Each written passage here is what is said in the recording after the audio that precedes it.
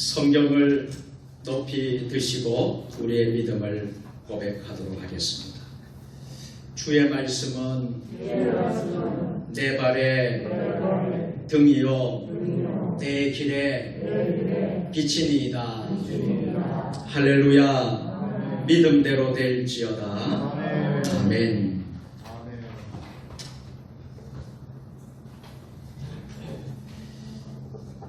오늘은 언택트 시대 믿음 생활이라는 제목으로 말씀을 선포하겠습니다.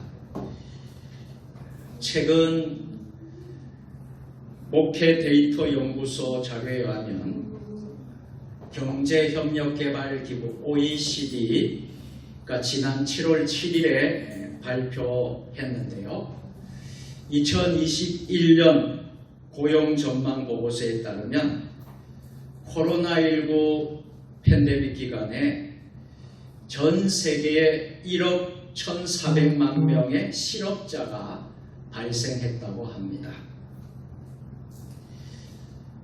코로나19가 시작이 되어서 우리나라에 또 본격적으로 또 여러 단계를 거쳐서 지금은 또 4차 유행을 맞이하고 있으면서 무려 횟수로 2년, 1년 7개월, 8개월 시간이 흘렀습니다. 갑자기 나타난 이 바이러스로 인해서 우리의 일상을 완전히 뒤바꾸어 놓았습니다. 예배 시간에 우리가 마스크를 써야 되고요. 설교하는 설교자들은 이런 아크릴판으로 비말이 퍼지지 않도록 또 설교단에 이렇게 만들어 놓기도 하고요.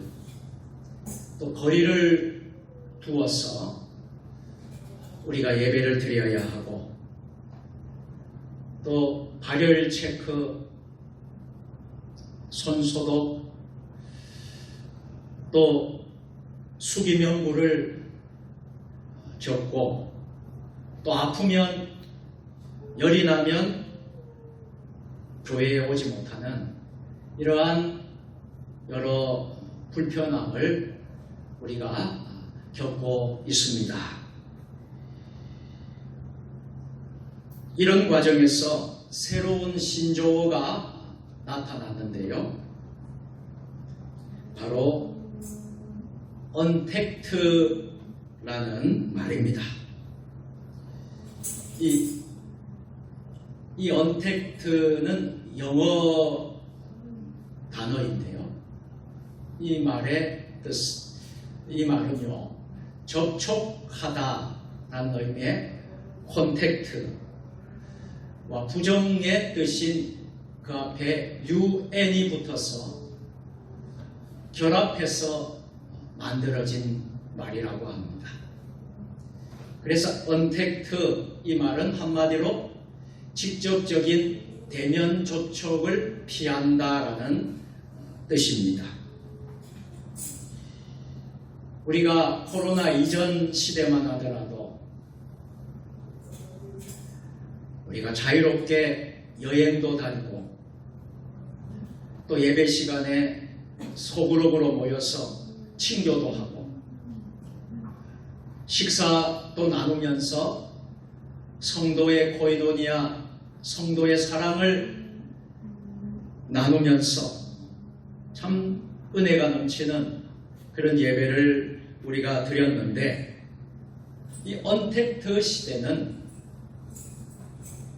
접촉을 피하는, 직접적인 접촉을 피하는 시대가 된 것입니다. 다른 방법으로 접촉을 이어가는 것을 말하는 시대지. 이런 언택트의 구체적인 예로 어떤 것이 있을까요?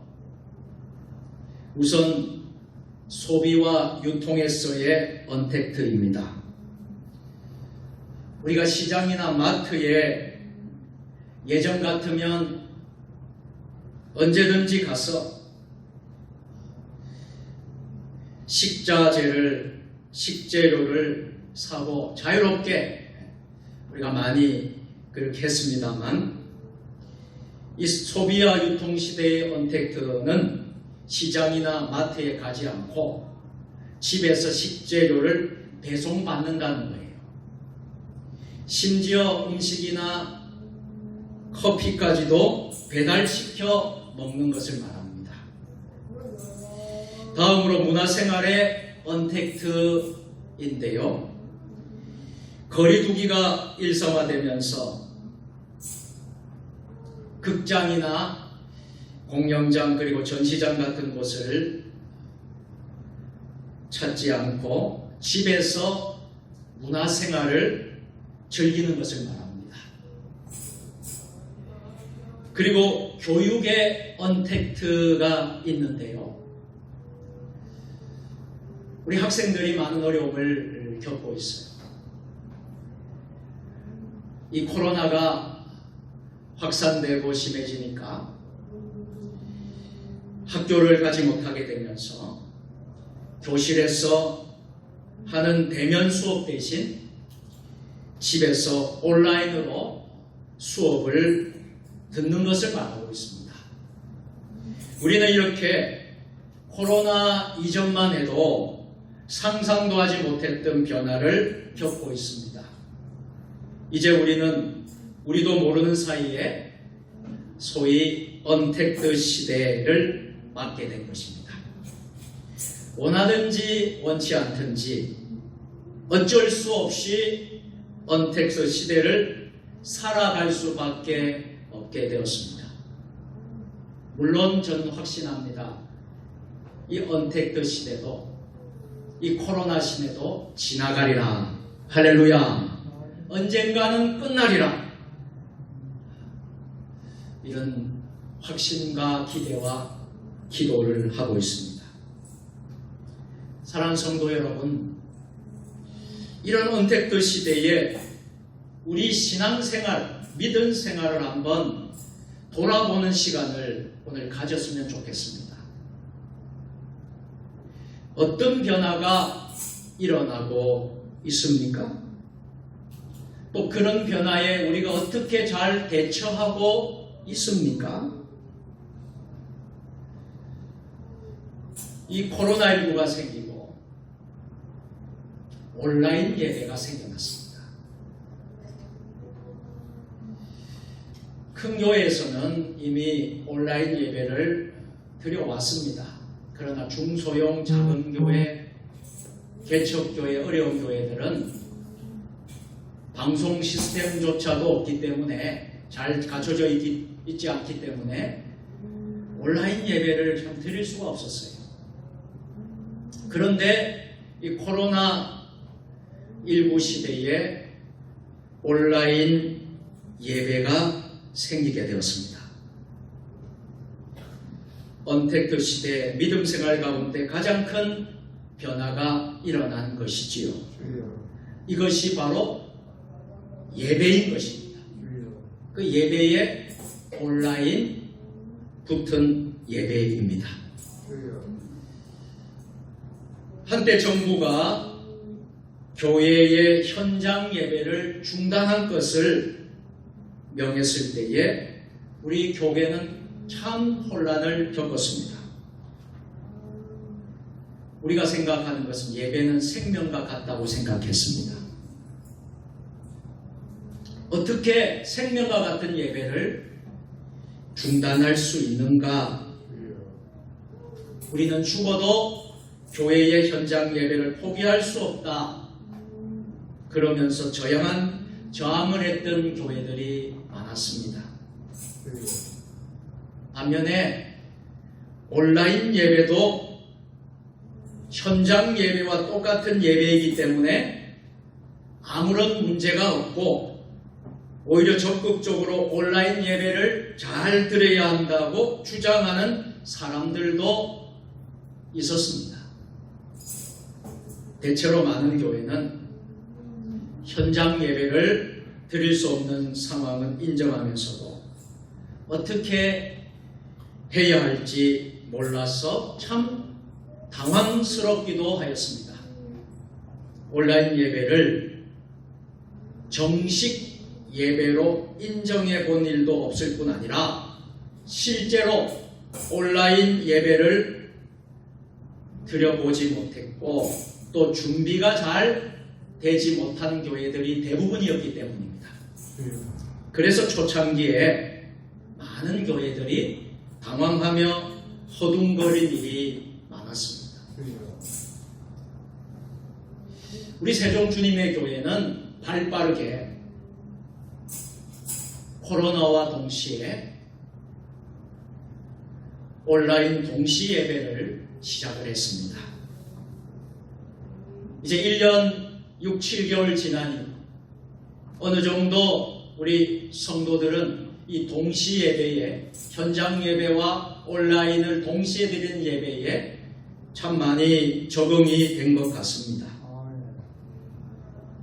언택트 시대의 과거와 같은 현장 예배를 드릴 수 없는 상황이 무척 힘들고 당황스러웠습니다. 하나님 앞에 엎드려 기도하며 길을 찾아야 합니다. 하나님께서 우리에게 예배할 수 있는 길을 열어주실 뿐 아니라 새로운 은혜를 주실 것을 여러분 믿을 수 있기를 주의 이름으로 축복합니다. 그래서 많은 고민과 목회자로서 많은 고민과 기도 가운데 현장 예배의 중요성을 목숨 걸고 강조해 왔습니다.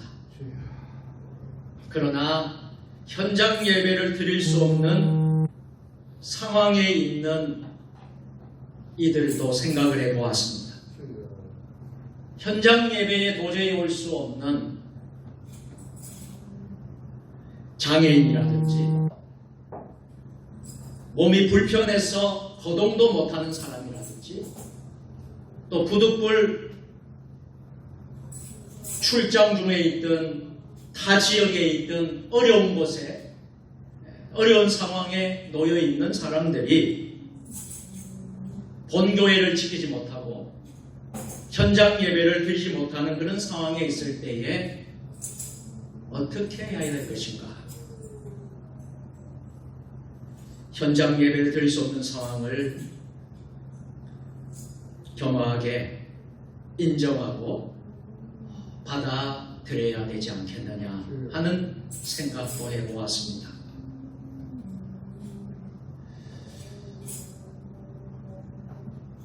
천안의 한 교회가 현장 예배를 중단하고 온라인 예배로 드리겠다고 이렇게 안내문을 붙인 적이 있습니다. 이렇게 안내문을 냈어요. 예배 드리면 죽인다고 칼이 들어올 때 목숨을 걸고 예배 드리는 것이 신앙입니다. 그러나 예배 모임이 칼이 되어 그만 이웃의 목숨을 위태롭게 한다면 모이지 않는 것이 신앙입니다. 여러분 어떻게 생각하십니까? 우리가 모여서 하나님께 목숨 걸고 생명 걸고 현장 예배를 생명처럼 지켜야 하는데 이 마음은 변함이 없습니다. 저도 그렇고 아마 여러분도 그럴 거예요. 그런데 전염병이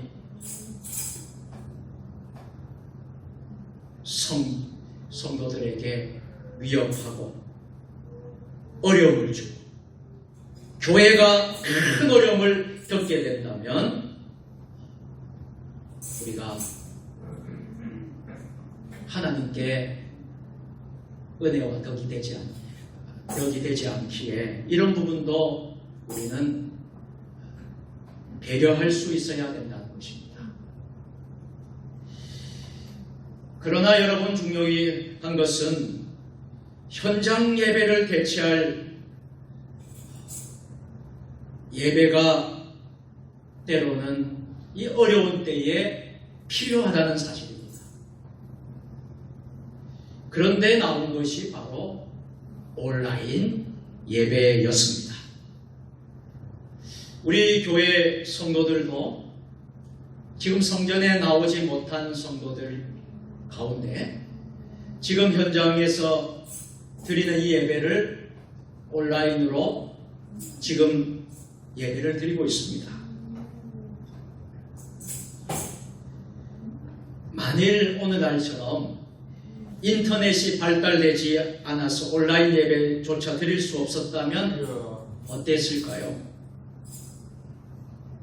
현장 예배를 드릴 수 없고 또 다른 대안도 없어서 예배를 중단할 수밖에 없는 일이 생기게 될 수 있었을 것입니다.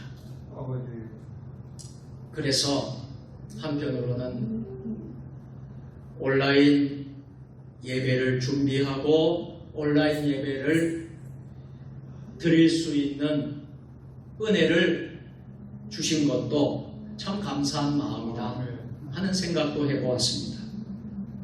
그런데 잘 들으십시오. 온라인 예배를 드릴 때 중요한 문제가 하나 있습니다. 온라인 예배에 참여하는 사람들이 예배 드리기보다는 예배 보기가 쉽다는 점입니다. 한번 따라서 예배를 잘 드려야 합니다. 여러분, 우리 용어가 참 중요해요. 예배는 보는 게 아닙니다. 예배는 드리는 것입니다. 여러분 믿습니까? 예배는 보는 게 아닙니다. 예배는 드리는 것입니다. 그런데 이 온라인 예배에 참여하는 사람들이 예배를 드리기보다는 예배 보기가 쉽다는 점입니다. 몇 년 전에 서울 예술의 전당에서 참 아주 좋은 콘서트를 관람한 적이 있습니다. 국립합창단 정기 연주회였는데요. 이 합창단의 그 연주를 가끔 보고 또 듣고 하는 편이었습니다. 그런데 그때 콘서트 티켓을 얻을 수가 있어서 예술의 전당 현장에서 직접 라이브로 연주 실황을 보면서 들었는데요. 그 국립합창단 그 현장 실황은 처음 경험하게 되었습니다. 유튜브로 듣고 방송으로 듣고 라디오로는 들었지만은 직접 그 예술의 전당의 현장에서 듣는 일은 처음이었습니다. 그때의 감동은 잊혀지지 않습니다. 음반으로 유튜브로 보고 듣는 것과 비교할 수 없는 큰 감동이 있었기 때문입니다. 저는 예배가 이와 같다고 생각합니다. 예배는 이것보다 더한 감동이 있다고 믿습니다. 교회 예배당에서 성도들과 함께 예배 드리는 것은 영상 예배로 참여하는 것보다 비교할 수 없는 영적 감동을 줍니다. 그래서 부탁드리고 싶은 것은 어쩔 수 없이 교회에 나오지 못해서 온라인 예배를 드리시는 분들, 이런 한계를 잘 알고 현장 예배 때보다 더 힘써 예배를 드릴 수 있기를 바랍니다. 더욱 마음과 뜻과 힘을 다해 현장 예배에서 드릴 때보다도 더 정성을 다해서 예배를 드릴 수 있기를 부탁드립니다. 그러면 우리는 어떻게 온라인 예배를 드릴 수가 있을까요? 어떻게 할 수 있을까요? 요한복음 4장 23절 말씀입니다.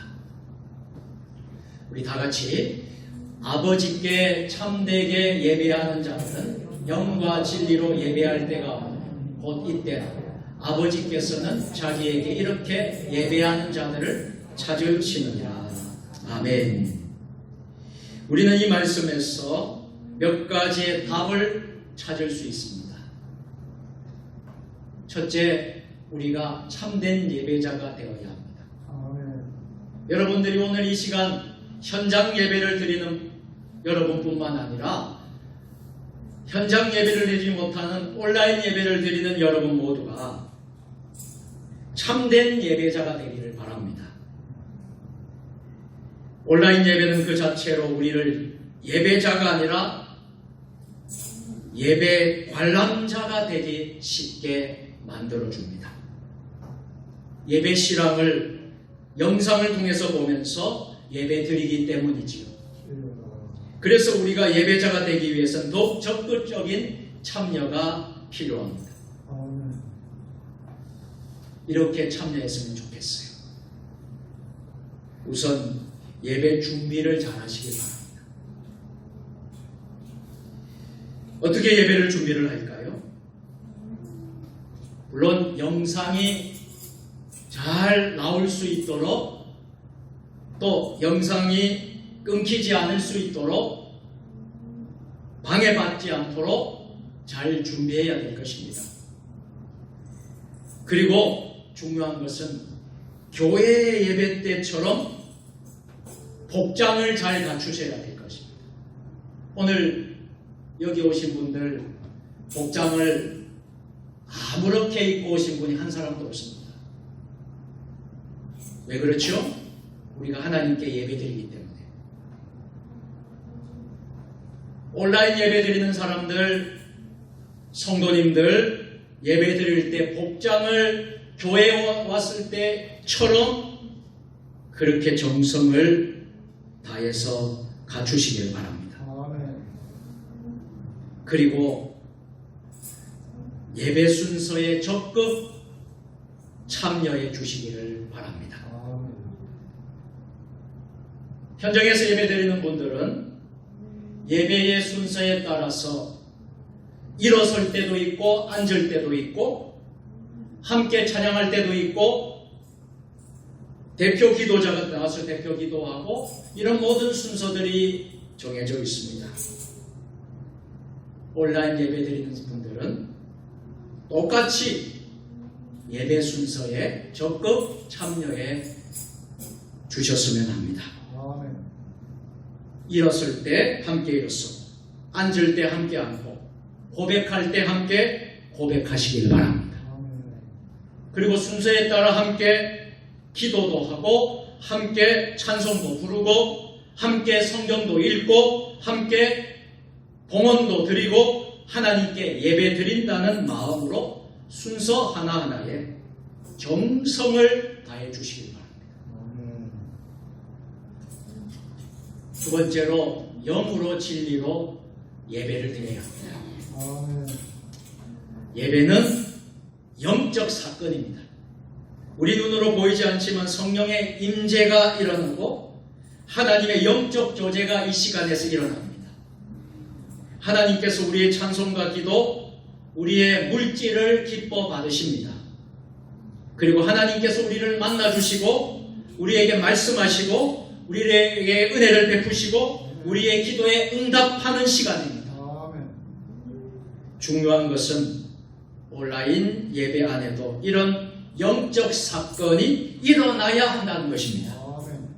그러기 위해서 우리가 성령님의 도움을 의지하고 하나님의 임재를 믿고 예배를 영으로 진리로 드릴 수 있어야 합니다. 그리고 하나님의 응답을 믿고 기다려야 합니다. 사랑하는 성도 여러분, 비록 우리가 현장 예배도 드리고 비대면 온라인 예배도 드릴 수밖에 없는 상황이지만 비록 우리가 현장의 모든 성도가 100% 모든 성도가 한 사람도 빠지지 않고 다 나와서 예배 드리지는 못하지만 우리가 참된 예배자가 되어야 합니다. 사탄은 우리의 예배를 방해합니다. 끊임없이 방해하고 우리를 예배 관람자가 되게 합니다. 그러나 성령은 우리를 예배자로 세우시기를 원하십니다. 그래서 성령을 의지하고 예배를 잘 드리시는 저와 여러분들 될 수 있기를 축원합니다. 이 언택트 시대 믿음 생활에 있어서 또 중요한 것은 지금 상황들이 모든 상황들이 비대면을 강조를 하고 있습니다. 이 비대면을 강조하고 비대면을 어떤 면에서 원칙적으로 이야기하는 시대를 우리가 살아가고 있어요. 이런 때에 우리의 신앙생활은 어떻게 해야 할까요? 언택트 시대 예배 외에도 신앙생활의 많은 부분에 변화가 요구됩니다. 함께 다 같이 모이지를 못하기 때문에 그동안 모이기를 힘쓰고 함께 했던 다양한 사역들이 중단될 수밖에 없습니다. 이럴 때 자칫 교회의 영적 역량이 약화되고 교우들의 믿음이 약해지기가 쉽습니다. 우리 목회자들이 가장 염려하는 것이 이 부분입니다. 우리 성도들의 믿음이 약해지고 영적 역량이 약해지고 교우들이 코로나가 길어지면서 교회를 나오지 않고 교회를 떠나는 일들이 생겨나고 있다는 것입니다.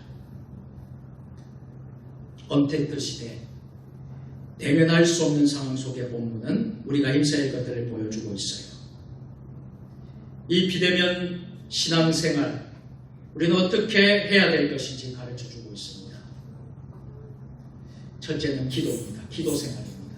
여러분 오늘 본문 25절 말씀 같이 읽어볼까요? 형제들아 우리를 위하여 기도하라. 여러분 이 시대에 우리는 기도하는 것입니다. 사도 바울이 2차 전도 여행 중에 데살로니가 교회에서 복음을 전했습니다. 그 열매로 데살로니가 교회가 세워졌습니다. 박해 때문에 오래 머물지 못하고 데살로니가를 그만 떠나서 지금 멀리 고린도에 와 있습니다. 비록 몸은 떠나 있지만 그는 마음은 데살로니가 고인들 생각으로 가득 찼습니다. 마침 디모데가 영적인 아들 디모데가 데살로니가 교회의 소식을 가지고 바울에게 찾아왔습니다. 그 반가운 마음에 붓을 들어 편지를 쓰게 됩니다. 이 편지 안에서 이미 2차례 데살로니가 교인들을 위해 중보 기도를 드렸습니다. 그리고 이제는 데살로니가 교인들에게 자신을 위해 중보 기도해 달라고 부탁하고 있습니다. 그렇습니다. 성도들은 남다른 언택트 방법을 가지고 있습니다. 그것이 뭐예요? 바로 기도라는 것입니다.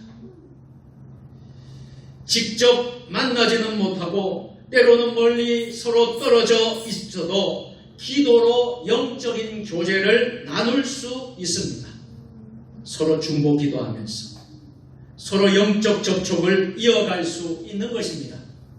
교인들이 교회에 자유롭게 나오지는 못하지만 서로 간의 영적인 기도로서 교통하고 교제하고 나눌 수 있는 것입니다.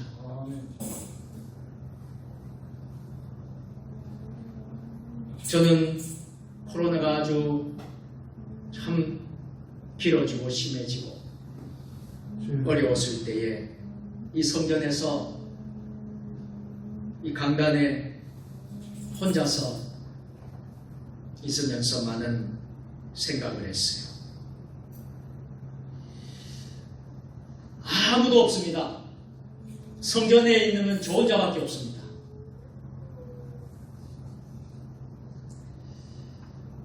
어떻게 이 시대를 우리 성도들에게 어떻게 목회를 하고 어떻게 우리 세종 주님의 교회를 앞으로의 시대를 이끌어갈까? 하나님께 기도하면서 앞으로 어떻게 해야 될 것인가? 하나님께 묻고 기도했습니다. 신방을 제대로 할 수도 없고 교우들이 교회도 잘 나오지 못하시니 잘 만날 수도 없습니다. 코로나 사태 속에서 어떻게들 지내시는지, 얼마나 힘이 드실지, 잘 견디고 계시는지 제대로 알 수 없어서 답답한 마음을 금할 수가 없습니다. 그래서 하나님 앞에 할 수 있는 것은 하나님 앞에 엎드려 기도할 수밖에 없습니다. 현장 예배 나오지 못하는 사람들, 온라인 예배를 통해 전해지는 말씀이 능력 있게 역사해 달라고 기도합니다. 하나님께서 이 코로나 위기 속에서 교우들과 함께 해주시고 지켜주시기를 하나님께 간절히 기도합니다. 다행히 기도 중에 하나님의 풍성한 은혜를 체험할 때가 있습니다. 기도하면서 또 교우들을 사랑하는 마음을 갖게 됩니다. 하나님께서 역사하게 하신 것을 믿는 믿음을 갖게 됩니다. 사랑하는 성도 여러분, 우리가 만나기 어렵고 함께 할 수 없는 시대에 있지만 우리가 할 수 있는 것은 기도입니다. 두 번째는 문안입니다. 오늘 26절 말씀에 보면 26절 말씀 같이 읽어보겠습니다. 거룩하게 입맞춤으로 모든 형제에게 문안하라. 우리가 이 시대에 할 수 있는 것은 문안하는 것입니다. 무슨 말씀입니까? 우리 교인들에게 서로 문안하라 권하고 있습니다. 지금 데살로니가 교회는 박해의 위기를 겪고 있어요. 교인들이 믿음을 지켜가기가 너무 힘든 상황입니다. 마치 영적인 어려움뿐만 아니라 오늘 이 시대 사회, 경제 모든 부분에서 이 코로나라는 사태 때문에 어려움을 겪는 상황과 다르지 않습니다. 이 데살로니가 교회의 박해의 위기 속에 바울은 교우들이 서로 문안하고 격려하고 위로하고 함께 믿음을 지켜가라고 권면하고 있습니다. 물론 오늘날은 거룩한 입맞춤으로 문안할 수는 없습니다. 여러분, 그런데 여기에 입맞춤, 당시 중동 지방의 인사풍습이 입맞춤이었어요. 그런데 오늘날 코로나 시대에는 이 접촉 할 수 없지 않습니까? 우리가 악수도 제대로 못해요. 이런 상황에서 더더욱 할 수는 없을 것입니다. 그런데 다행스러운 것은 우리 모두는 다양한 문안의 방법들을 가지고 있다는 것입니다. 어떤 것이 있을까요? 대표적으로 SNS라는 것이 있습니다. 소셜 네트워크 서비스라는 SNS, 특정한 관심이나 활동을 공유하는 사람들 사이에 인맥을 구축해주는 인터넷상의 서비스죠. 페이스북이라든지 트위터라든지 카톡이라든지 또 밴드, 또 우리 교회 홈페이지, 카페 등등입니다. 그리고 요즘 자라나는 화상을 통해서 만나는 이 줌이라는 것을 통해서 서로 문안할 수 있습니다. 얼마 전에 줌으로 인도에 있는 장병욱 선교사와 함께 서로 문안하며 서로 격려하며 서로 중보하며 기도하는 시간을 가졌습니다. 이 언택트 시대에 문안하는 것 굉장히 중요한 것입니다. 사랑하는 성도 여러분, 이 코로나 때문에 여러분 지쳐있고 피곤하고 여러분들 많이 어렵고 힘드실 텐데요. 서로 무난하십시다. 전화를 걸어서 무난하시고 카톡이나 문자로 서로 격려하고 무난하십시다. 이런 SNS로 이런 다양한 방법으로 여러분 무난할 수 있는 저와 여러분들 될 수 있기를 축원합니다. 기도 제목을 나누고 기도를 해주고 격려해주고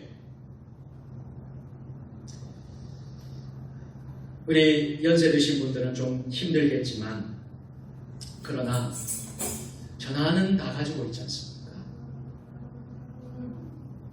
전화로 서로 제가 오늘도 어떤 권사님이 전화로 서로 인사를 나누었습니다. 성도끼리 서로 소식을 나누었습니다. 그런 이야기를 들었을 때 참 고맙고 감사하게 생각했습니다. 우리 성도들은 참 담임 목사를 어떻게 생각하시는지 모르겠어요. 여러분 어렵고 힘들 때에 있을 때마다 담임 목사에게 기도 제목을 요청하셨으면 좋겠어요. 아멘. 그렇게 하기 위해서 담임 목사가 있는 것입니다. 또 어떤 상황이 벌어졌을 때에 여러분 담임 목사에게 꼭 연락을 주십시오. 여러분 그렇게 해주셨으면 좋겠습니다. 그렇게 하고 서로 격려하고 소통하고 기도하고 그렇게 할 수 있었으면 감사하겠습니다. 마지막 세 번째로 이 시대에 우리는 말씀입니다. 27절 말씀 같이 읽어보겠습니다. 모든 형제에게 이 편지를 읽어주라. 당시 데살로니가 교회는 문맹이 있어서 말씀을 읽을 수 없는 사람들이 참 많았습니다. 바울은 모든 사람들이 말씀을 읽을 수 있게 하기 위해서 글을 못 읽는, 글을 깨우치지 못한 문맹자들에게 읽어주라고 명하고 있는 것입니다. 바울은 박해 속에서 신앙적 위기 속에서 교우들에게 말씀을 전해주고 그 말씀을 읽게 하고 있는 것입니다. 하나님의 말씀, 하나님의 말씀은 능력이 있습니다. 이 코로나19 시대에 언택트 시대에 하나님의 말씀은 능력이 있습니다. 위기 가운데도 성도들에게 그 위기를 이겨낼 수 있는 힘은 하나님의 말씀에 있습니다. 절망 가운데 있는 성도들에게 새로운 희망을 주는 능력은 하나님의 말씀에 있습니다. 갈 길 몰라 방황하는 성도들의 길을 찾게 해주는 능력이 이 말씀 안에 있습니다.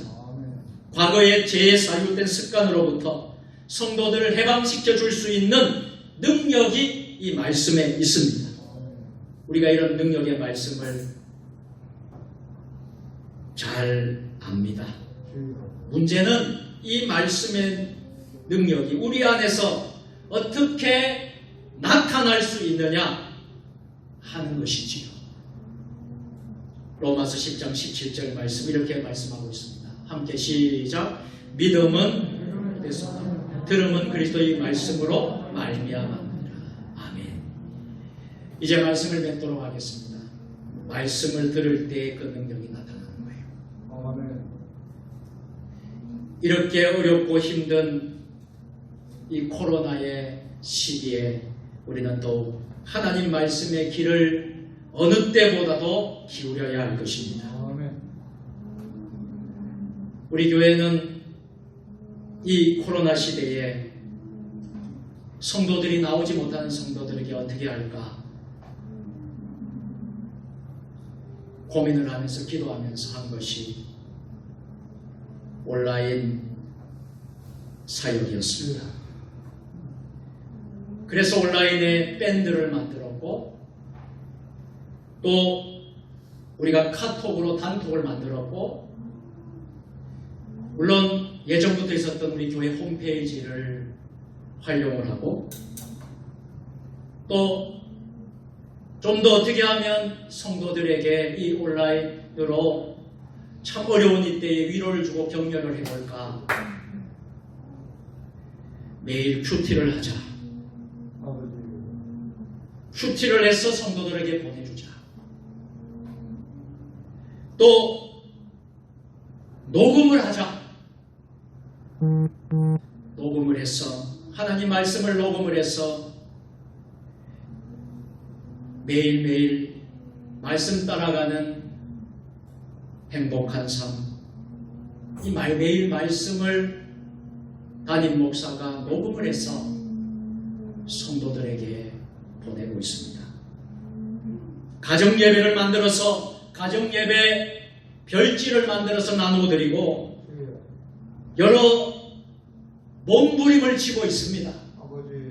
어떻게 하면 성도들에게 이 어려운 때에 성도들의 신앙을 격려하고 위로하고 평안을 주고 이끌어갈까? 이렇게라도 해야지 이 코로나 시대에 우리의 신앙을 지키지 않겠느냐 하는 마음이 컸습니다. 결국 하나님의 말씀입니다. 그러니까 하나님의 말씀을 붙들고 살지 않으면 안 되겠다는 것이죠. 사랑하는 성도 여러분, 우리는 한 번도 경험해보지 못한 시대인 언택트 시대를 살아가고 있습니다. 이 언택트 시대에는 더욱 능력 있는 믿음 생활을 하실 수 있기를 축복합니다. 이 언택트 시대에도 여러분 하나님을 더 잘 섬기고 하나님을 깊이 체험하고 기도와 문안과 말씀으로 여러분들 충만해진다면 여러분 어느 때보다도 하나님의 크신 임재와 축복을 우리 모든 교회와 우리 모든 성도들, 저와 여러분들 다 받게 될 줄로 믿습니다. 이 은혜가 여러분 모두에게 함께 하시기를 주님의 이름으로 축원합니다. 아멘. 전능하신 하나님, 오늘은 언택트 시대 믿음 생활이라는 제목으로 말씀을 전하였습니다. 이 코로나 시대에 우리가 이 말씀을 통해서 깊이 깨닫는 은혜를 허락하여 주옵소서. 예배 생활과 말씀 생활과 문안 생활과 기도 생활을 결코 소홀히지 않게 하여 주시고 우리가 더욱 능력 있는 신앙생활, 믿음 생활을 할 수 있는 우리 모두가 되게 하여 주옵소서. 예수님의 이름으로 감사하며 기도 드리옵나이다. 아멘.